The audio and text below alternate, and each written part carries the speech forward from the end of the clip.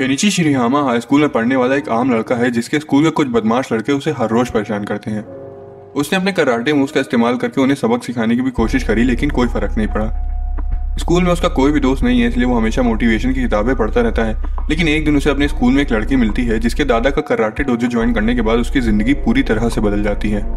एक दिन लेट होने की वजह से वो जल्दीबाजी में रास्ते पर एक लड़की से टकरा जाता है जो उसे गलती से हमलावर समझ लेती है और उसे जमीन पर पटक देती है। लड़की तुरंत माफी मांगती है और किताबें समेटने में उसकी मदद करती है। केनिची उस पर चिल्लाने लगता है लेकिन लड़की बताती है कि उसके टकराते ही उसका शरीर खुद ब खुद चलने लगा। स्कूल के लिए साथ जाते हुए लड़की लेट होने की वजह से केनिची को लेकर नदी पर से छलांग लगाती है। वो तो उसे आसानी से पार कर लेती है लेकिन बेचारा केनिची नदी में ही गिर जाता है और लड़की को उसे बचाना पड़ता है। स्कूल देरी से पहुंचने की वजह से केनिची को तो बाहर खड़ा कर दिया जाता है लेकिन लड़की अंदर आ जाती है। क्लास में आते ही लड़की अपना नाम फुरिंजी म्यू बताती है और जब टीचर को पता चलता है कि वो एक नामचीन स्कूल से यहाँ पढ़ने आई है तो वो उसकी बुद्धिमत्ता पर शक करता है। लेकिन लड़की अपनी बात को साबित करने के लिए टीचर को बताती है कि लेट आने की वजह से सजा के तौर पर वो केनिची के साथ बाहर खड़ी होने जा रही है। क्लास के बाहर फुरिंजी उसे शुक्रिया बोलती है भले ही उसने उसकी मदद करी थी और पूछती है कि क्या वो उसका दोस्त बनना चाहेगा। ये सुनकर केनिची का मूड पूरी तरह से बदल जाता है और वो तुरंत उसका दोस्त बनने को राजी हो जाता है। क्लास के बाद केनिची अपने कराटे क्लब जा रहा होता है कि रास्ते में अजीब सा दिखने वाला ये लड़का निजीमा उसे रोक लेता है और परेशान करने लगता है। उसे कायर कहता है और फुरिंजी के बारे में पूछता है लेकिन जब उसे वो जवाब नहीं मिलता जो वो सुनना चाहता था वो केनिची को पीट देता है। कराटे क्लब में भी उसे बहुत बुरी तरह से पीटा जाता है और सभी उसे हारा हुआ कहकर उसका मजाक उड़ाने लगते हैं। क्लब खत्म होने के बाद उसे हर बार की तरह साफ सफाई का काम सौंप दिया जाता है और काम खत्म करने के बाद वो पंचिंग बैग पर प्रैक्टिस करने लगता है। लेकिन तभी यह बदमाश लड़का केनिची को रोक देता है और उसके पेट पे मुक्का मारते हुए बोलता है कि कमजोर होने के कारण वो इस क्लब में रहने के लायक नहीं है। वो उसे क्लब छोड़ने की धमकी देने लगता है जिस पर केनिची बोलता है कि अगर वो ताकतवर बन जाए तब तो उसे क्लब छोड़ने की कोई जरूरत नहीं है। ये सुनकर लड़का अपनी हंसी रोक नहीं पाता और उसे मुकाबले की चुनौती देते हुए वो एक हफ्ते का समय देता है जिसमें हारने वाले को क्लब छोड़ना पड़ेगा। घर जाते वक्त वो ताकतवर होने की किताब पढ़ रहा होता है और दुश्मनों को हरा कर हीरो बनने के अपने ख्यालों में खोया हुआ होता है। अचानक से वो रास्ते में देखता है कि कुछ गुंडे फुरिंजी और एक बुढ़े को परेशान कर रहे हैं। हीरो बनने की जगह केनिची दुम दबाकर वहां से भाग जाता है लेकिन थोड़ी देर बाद उसे खुद पर शर्म आती है कि उसकी दोस्त मुसीबत में है और वो उसे अकेला छोड़ाया। इसलिए वो दोबारा से वहां जाता है और गुंडे पर उल्टे सीधे मुक्के चलने लगता है ये सोच कर कि कोई ना कोई मुक्का तो उसे लग ही जाएगा। लेकिन जब वो उसे लगता है तो गुंडे पर उसका कुछ असर नहीं होता। गुस्से में आकर वो चाकू निकाल लेते हैं लेकिन वो कुछ कर पाते उससे पहले ही फुरिंजी तेजी से उन पर हमला करती है और उन्हें आसानी से हरा देती है। गुंडे फौरन वहां से भाग जाते हैं और लड़की केनिची को बहादुर बताकर फिर से बेवजह शुक्रिया बोल देती है। फुरिंजी उसे बताती है कि वो अपना पहला दोस्त पाकर कितना ज्यादा खुश है और केनिची उसे अपने कराटे क्लब के खराब एक्सपीरियंस के बारे में बताता है। ये सुनकर वो बोलती है कि कराटे की नींव कमजोरों को बदमाशों से बचाने के लिए रखी गई थी न कि उन्हें परेशान करने के लिए। वो उसे मार्शल आर्ट और कराटे सीखने के लिए एक अच्छी जगह ढूंढने को कहती है। उसके दिए हुए नक्शे का पीछा करते हुए वो एक वीरान जगह तक पहुंच जाता है। वो वहां का दरवाजा खोलने की कोशिश करता है लेकिन कुछ नहीं होता। तभी एक विशाल बूढ़ा अचानक से वहां आकर आसानी से सिर्फ एक उंगली की मदद से दरवाजा खोल लेता है। ये देखकर केनिची चौंक जाता है और घबराकर वहां से भागने लगता है लेकिन बूढ़ा आदमी उसे रोक लेता है। केनिची उससे पूछता है कि क्या वो मार्शल आर्ट्स का मास्टर है। बूढ़े को लगता है कि वो उसकी बेइज्जती कर रहा है इसलिए वो उसे बताता है कि वो अपनी पूरी जिंदगी में एक भी मुकाबला नहीं आ रहा है। हैरान केनिची उसे बताता है कि फुरिंजी ने उसे भेजा है और ये सुनकर बूढ़ा उसे अंदर ले जाता है। अंदर उनका सामना एपेचाई नाम के एक आदमी से होता है जो मुक्केबाजी की अपनी कला की बहुत जोरदार ट्रेनिंग कर रहा होता है। केनिची को देखते ही वो और जोश में आ जाता है और अपनी स्किल्स को दिखाते हुए दीवार पर मुक्के मारने लगता है। वो आगे बढ़ जाते हैं जहाँ एक कमरे में केनिची को एक लड़की दिखाई देती है। केनिची को पहली नजर में तो बहुत ज्यादा क्यूट लगती है लेकिन वो दंग रह जाता है जब वो अपनी तलवार के एक ही वार से वहां लगे सभी ब्लेड्स को काट देती है। वो चुपके से उसकी तस्वीर ले रहे आदमी पर भी हमला करती है लेकिन एक निंजा शार केनिची की तरफ भी आ जाता है जिसे ऐन वक्त पर बूढ़ा रोक लेता है और उसे उससे दूर रहने की सलाह देता है। उसके बाद बूढ़ा उसे सकाकी नाम के इस आदमी से मिलवाता है जो उसे ट्रेनिंग करवाएगा। लेकिन सकाकी को उसे अपना चेला बनाने का कोई इरादा नहीं था। वो अपने जानलेवा मुक्के केनिची को दिखाता है और बोलता है कि अगर वो उसके साथ ट्रेनिंग करेगा तो 3 दिनों के अंदर ही अपना दम तोड़ देगा। केनिची का बाली उम्र में मरने का कोई इरादा नहीं था इसलिए वो डोजो में ट्रेनिंग ना लेने का फैसला करता है और वहां से जाने लगता है। हालांकि जब वो एक और डरावने आदमी को देखता है तो वहीं बेहोश हो जाता है। आश्चर्य से फुरिंजी उसे दगाती है और पूछती है कि क्या वो ठीक है। केनिची फौरन उससे वहां से चलने को बोलता है क्योंकि उसे लग रहा था कि वो जगह खतरे से खाली नहीं है। लेकिन वो मना कर देती है और उसे हैरान करते हुए खुलासा करती है कि ये अजीब जगह जहाँ पर वो अभी है उसका घर है और बूढ़ा और कोई नहीं बल्कि उसके दादाजी हैं। वो केनिची को वहां मौजूद सभी मार्शल आर्टिस्ट से मिलवाता है और रियोजन पाकू नाम की उस जगह के बारे में बताता है। उनमें एक कराटे वटर शियो सकाकी, गुप्त मुथाई बॉक्सिंग का मास्टर एपाचाई, कई प्रकार की चाइनीज मार्शल आर्ट्स में माहिर केनसाइमा, एक वॉरियर और फिलोसोफर आकासेम कुत्सुजी और तलवारबाजी और हथियार संभालने में माहिर शुगर कोसाका है। उसके बाद दादाजी खुद को घर का मुखिया बताते हैं और ये सब सुनकर केनिची का दिमाग घूमने लगता है। उसको संभालने की जगह फुरिंजी सबके लिए चाय बनाने का बहाना बनाकर केनिची को उन फाइटर्स के बीच अकेला छोड़कर चली जाती है। वो सोचते हैं कि वो केनिची को यहाँ क्या सोचकर लाई है और क्या वो दाखिला लेने से पीछे हट जाएगा।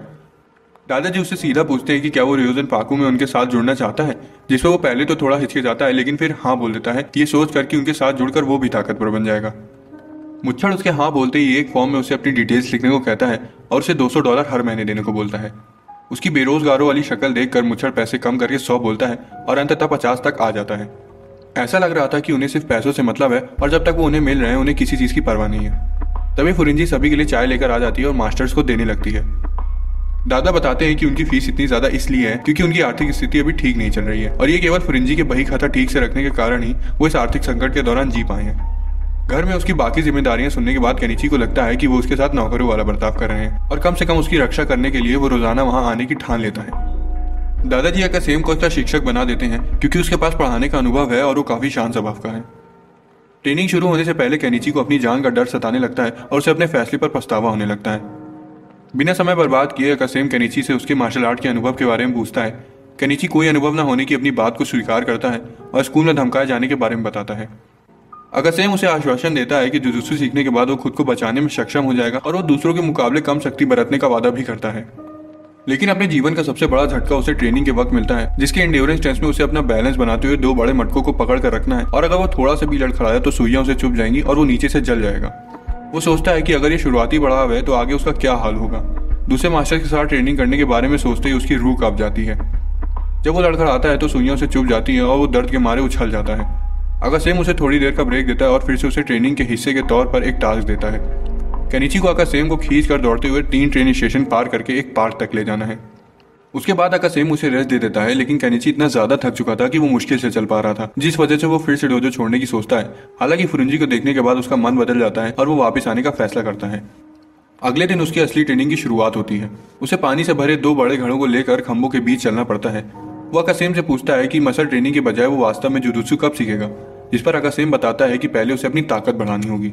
वो केनिची को समझाते हुए बोलता है कि एक चींटी चाहे जितनी भी तकनीक का इस्तेमाल कर ले वो हाथी को अपनी ताकत से नहीं हरा सकती, लेकिन अगर उन दोनों की ताकत की बराबरी की जाए तो वो अभी उस चींटी से भी कमजोर है। अपनी इतनी गंगोर बेइज्जती केनिची को सहन नहीं होती और फिर से डोजो छोड़ना चाहता है, लेकिन अकासेम उसे चींटी की मेहनत के बारे में याद दिलाते हुए दृढ़ रहने को प्रेरित करता है। ये देखते हुए कि अकासेम के पास अब अपना स्टूडेंट है, बॉक्सर अपेचाई भी उसे ट्रेनिंग देने को कहता है और इसी तरह केनिची को उसकी सीमाओं तक धकेल दिया जाता है। बुजुर्ग को काफी दिलचस्प लगता है और वो उसे कई मास्टर से ट्रेनिंग मिलने के लिए आभारी होने को कहता है। इस दौरान फुरिंजी को डामोजी के प्लान के बारे में पता चल जाता है कि अगर केनिची मुकाबले में भाग लेता है तो वो उसे जान से मार देगा। फुरिंजी इसके बारे में केनिची को नहीं बताती, लेकिन उसकी मदद करने के लिए वो रात में उसे पार्क में कुछ तकनीकों के बारे में बताती है। वो अपने पैरों की उंगलियों को आपस में जोड़कर कुवो नाम का मूव दिखाती है और फिर तेजी से बाहर घूमती है, जिसे हीहो कहते हैं। हालांकि उसे कुछ भी समझ नहीं आता, इसलिए वो उसे खुद पर हमला करने को बोलती है ताकि वो उसे पैरों की कला और तेजी से निकलने के बारे में बता सके। वो पहले तो लड़की होने की वजह से उस पर हमला करने से इनकार कर देता है, लेकिन जल्दी उसे समझ आ जाता है कि लड़का या लड़की होने से सीखने का कोई संबंध नहीं है, इसलिए वो जो उसे बताती है वो वही करता जाता है। शुरुआत में तो उसे थोड़ी मुश्किलें होती हैं, लेकिन जैसे जैसे वो उसे प्रेरित करती है उसमें सुधार होता जाता है। अगले दिन फुरिंजी उसके साथ स्कूल जाने के लिए रुकी हुई होती है और सोचती है कि उसे इतनी देर क्यों लग रही है, लेकिन जल्द ही वो देखती है कि केनिची उसी फुटवर्क को प्रैक्टिस करते हुए उसकी ओर आ रहा है जो उसने कल रात को सिखाया था। वो उसे बताता है कि वो सुबह घर से जल्दी निकला था, लेकिन इस तरीके से चलने की वजह से उसे आने में देरी हो गई। केनिची उससे उसके बिना आगे बढ़ने को कहता है, लेकिन फुरिंजी एक अच्छी दोस्त होने का फर्ज निभाते हुए ऐसा करने से इनकार कर देती है और आराम से उसके साथ स्कूल तक जाती है। डमांजी की चुनौती का सामना करने के लिए जब वो कराटे क्लब में घुसता है तब उसे पता चलता है कि वो कितने पानी में है। मुकाबले की शुरुआत में केनिची डमांजी के हमलों का सामना नहीं कर पाता, लेकिन फुरिंजी के सिखाए हुए मूव के इस्तेमाल से वो डमांजी के वार से बचने में सफल हो जाता है। वो लगातार उसके हमलों से बचने लगता है और एक नई तकनीक का इस्तेमाल करता है, जिससे डमांजी लड़खड़ाकर गिर जाता है। डमांजी विद्रोह करते हुए बोलता है कि केनिची ने प्रतिबंधित चाल का इस्तेमाल किया है, लेकिन इसके बावजूद उसे विजेता घोषित कर दिया जाता है और डमांजी की शर्त के मुताबिक क्लब छोड़ने को कहा जाता है। लेकिन तभी केनिची आगे आता है और प्रतिबंधित मूव का इस्तेमाल करने की बात को मानते हुए अपनी हारी मान लेता है और उसके बजाय खुद क्लब छोड़कर चला जाता है। लेकिन उसे हराने की कोशिश करने के लिए केनिची को खुद पर गर्व भी होता है। बाहर उसे निजीमा मिलता है और वो अच्छी लड़ाई करने के लिए उसकी तारीफ करता है। वो वहां से जाने लगता है, लेकिन केनिची उसे रोकता है और शुक्रिया बोलता है। इसके बाद निजीमा उसे एक खुफिया जानकारी देता है और बोलता है कि आज के मैच का रेफरी सुकाबा अपनी काबिलियत परखने के लिए उससे लड़ने के लिए बेताब है। केनिची घबराने लगता है और अपनी फूटी किस्मत को कोसता है, क्योंकि सुकाबा उनके कराटे क्लब का सबसे ताकतवर फाइटर है। ऊपर से निजीमा उसका मजाक उड़ाते हुए बोलता है कि मुकाबले के बाद ऊपर वाला उसकी आत्मा को शांति दे और पागलों की तरह हंसते हुए वहां से चला जाता है। अगले दिन स्कूल में दो लड़कों को फिरिंजी पसंद आ जाती है और वो उसे दोस्ती करने की कोशिश करते हैं, लेकिन वो तब हैरान हो जाते हैं जब वो उन्हें नजरअंदाज करके केनिची से बात करने चली जाती है, जो कल की बात को लेकर अभी तक सहमा हुआ था। उसकी मनोदशा से अनजान वो उसे बताती है कि उसने जिम्नास्टिक क्लब ज्वाइन कर लिया है और पूछती है कि कराटे क्लब से निकलने के बाद उसने कौन सा क्लब ज्वाइन किया है, जिस पर केनिची बहुत ही शर्मिंदगी के साथ उसे बताता है कि उसने गार्डनिंग क्लब ज्वाइन किया है और फिर बिलखते हुए पौधों को पानी देने चला जाता है। हालांकि आखिर वो उसके मूड को पहचान कर उसे रोक लेती है और सोचती है कि अब उसके बारे में क्या किया जाए। तभी निजीमा बीच में आ जाता है और खुद को केनिची का लंगोटिया यार बताता है। उसकी बात को सच मानकर वो खुद का परिचय देती है और ये देखकर बाकी लड़कों की सुलगने लगती है। वो इतना कहकर वहां से चला जाता है और बाद में उसे जिम क्लास में मिलने के लिए कहता है। दूसरी तरफ सुकाबा क्लास के दौरान अखरोट तोड़कर आवाज कर रहा होता है, जिस वजह से टीचर उसे शांत रहने के लिए कहते हैं। उसे हाथों से अखरोट को आसानी से तोड़ते हुए देखकर टीचर उसे डर जाता है और उसे नजरअंदाज कर देता है। वो अखरोट तोड़ना जारी रखता है और सोचता है कि केनिची ने जानबूझकर अपनी ताकत का प्रदर्शन किया था या फिर सिर्फ उसकी किस्मत ने उसका साथ दिया। बाद में निजीमा फिरिंजी को बताता है कि सुकाबा केनिची से लड़ने की योजना बना रहा है और इस बात पर जोर देता है कि सुकाबा पत्थरों को अपने नंगे हाथों से तोड़ सकता है। इस बीच केनिची कांप रहा होता है और उसे लड़ने के बारे में सोचकर ही सदमे में चला जाता है। डोजो में भी पौधों को पानी डालते हुए केनिची मुकाबले के बारे में ही सोच रहा होता है, जिससे वो फिर से सहम जाता है। उसकी चिंता को दूर करने के लिए अकासेम उसकी ट्रेनिंग शुरू कर देता है। वो उसे खुद को घोड़े की तरह खिंचवाता है तो वहीं केंसाई उसे पैरों की मजबूती की ट्रेनिंग करवाता है और बताता है कि मार्शल आर्ट में पैरों की ताकत का कितना ज्यादा महत्व है। इसके बाद अपाचाई उसे अपना वार्म अप रूटीन करके दिखाता है, लेकिन केनिची वहां से भाग जाता है। इस बीच सकाकी फिरिंजी से उस टेक्निक के बारे में पूछता है जो उसने केनिची को सिखाई थी। वो उसे बताता है कि भले ही उसने उसे बदमाशों के खिलाफ जीतने के लिए सिखाई थी, लेकिन अब उसके जीतने के बाद और भी ज्यादा शक्तिशाली लोग अपनी कला को आंकने के लिए उसे मुकाबला करने के बारे में सोचेंगे। ये सुनकर फिरिंजी दंग रह जाती है, क्योंकि सकाकी ने जो अभी हो रहा है उसका अंदाजा पहले से ही लगा लिया था और उसे ये भी समझ आ जाता है कि मास्टर्स ने इसी वजह से केनिची को अभी तक कोई टेक्निक नहीं सिखाई थी। सकाकी उसे बताता है कि केनिची में अभी बेसिक कोर स्ट्रेंथ की कमी है और अब उसकी वजह से केनिची को दूसरे बच्चों से नफरत का सामना करना पड़ेगा। तभी उसकी बात को साबित करते हुए अपचाई केनिची को मुक्का मारकर उड़ा देता है और केनिची काफी बुरी तरह से घायल हो जाता है। घर पर उसकी बहन उसे जगाती है और वो ये सोचकर खुश होता है कि उसकी मृत्यु हो गई है और वो अभी स्वर्ग में है, लेकिन वो केनिची को बताती है कि वो अभी जिंदा है और उसकी हालत पर अपनी चिंता जाहिर करती है।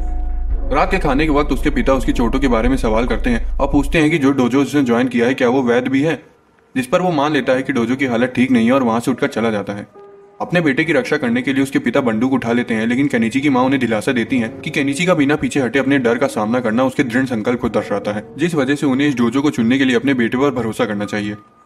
अगले दिन केनिची और फिरिंजी सुकाबा से बचने के लिए स्कूल की फेंस पर चढ़ जाते हैं और वो ये देखती है कि केनिची दिन पर दिन ताकतवर होता जा रहा है।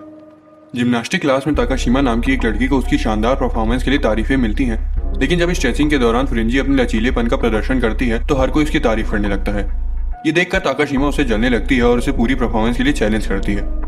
वो एक गहरी सांस लेती है और अपनी लाजवाब जिम्नास्टिक स्किल्स का प्रदर्शन करती है। सभी लोग उसकी तारीफ करते थकते नहीं तो वहीं ताकाशिमा उसे जल फूंक के खाक हो जाती है। वो सभी उसे अपना मास्टर मान लेती हैं और उसे सीखने की अपनी इच्छा जाहिर करती हैं। इस बीच केनिची सुकाबा की नजरों से बचने की कोशिश में लॉकर रूम में छुप जाता है, लेकिन इधर भी उसकी किस्मत दगा दे देती है और सुकाबा उसके पीछे ही आकर खड़ा हो जाता है। सुकाबा उसे बाहर ले आता है और मुकाबला करने को कहता है, लेकिन वो जाने देने की विनती करने लगता है। सुकाबा उसका मजाक उड़ाते हुए उसे डरपोक बोलता है, जिस वजह से केनिची भड़क जाता है और उसकी चुनौती को स्वीकार कर लेता है।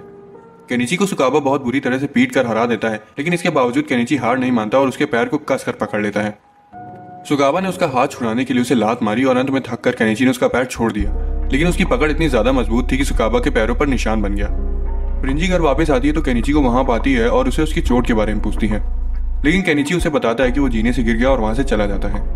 सकाकी उसे बताता है कि कई लड़के अपने दुख को लड़कियों को बताने में झिझकते हैं और उसे सलाह देता है कि वो फिलहाल उसे उसके हाल पर छोड़ दे। अकासेम उसके घावों पर मरहम लगाता है और केनिची इतनी कड़ी मेहनत करने के बावजूद हारने पर अफसोस करता है। अकासेम उसके इरादों के बारे में पूछता है, जिस पर वो सुकाबा का सामना करने और उसे अपनी ताकत और साहस को स्वीकार करने की इच्छा व्यक्त करता है। अकासेम उसे दिलासा देता है और बोलता है कि उसकी टेक्निक की ट्रेनिंग कल से शुरू होगी। केनिची की चाहत उसे अपने कहे हुए शब्दों की याद दिला देती है जो उसने अपने मास्टर से बोले थे। ये जानने के बाद कि केनिची कल से टेक्निक की ट्रेनिंग ले सकता है, अपचाई फौरन उसे प्रशिक्षण देने के लिए आगे आ जाता है। अकासेम उसे बोलता है कि उसे अपनी सीमाओं को समझना चाहिए, लेकिन अपचाई उस पर ध्यान नहीं देता और बच्चों की तरह बर्ताव करते हुए केनिची को अपना पहला स्टूडेंट घोषित कर देता है। अगले दिन अकासेम एक डरावनी बुद्धा स्टैचू लाता है और केनिची को बताता है कि आज वो उसे थ्रोइंग डेटी क्रेट नाम की एक टेक्निक सिखाने जा रहा है। केनिची को स्टैचू फेंकने को कहा जाता है, लेकिन उसको उसे उठा पाना भी बहुत मुश्किल लगता है। अकासेम उसे सेंटर ऑफ ग्रेविटी पर ध्यान देने को कहता है और बताता है कि अगर वो दुश्मन का संतुलन तोड़ सकता है तो उन्हें आसानी से फेंक भी सकता है। इसके बाद उसे केंसाई फिरिंजी की मदद से जवाबी हमला करने की टेक्निक दिखाता है। वो इस टेक्निक की प्रैक्टिस करता है, लेकिन जैसे ही अपचाई उसे ट्रेनिंग देने आता है वो फौरन वहां से भाग जाता है। हालांकि सुगर उसे पकड़ लेती है और अपचाई को सौंप देती है। इच्छा ना होते हुए भी वो बॉक्सिंग ग्लव्स पहन लेता है और ऊपर वाले से अपने जीवन की दुआ करता है। ट्रेनिंग की शुरुआत में जब तक केनिची पैडिंग कर रहा था तब तक तो सब कुछ सही था, लेकिन जैसे ही अपचाई उसे उसके मुक्के से बचने के लिए कहता है तो वो वहीं उसके झटके से बेहोश हो जाता है। जैसे जैसे वो थ्रोइंग टेक्निक और काउंटर अटैक टेक्निक की प्रैक्टिस करता है उसकी ट्रेनिंग और तेज होती जाती है।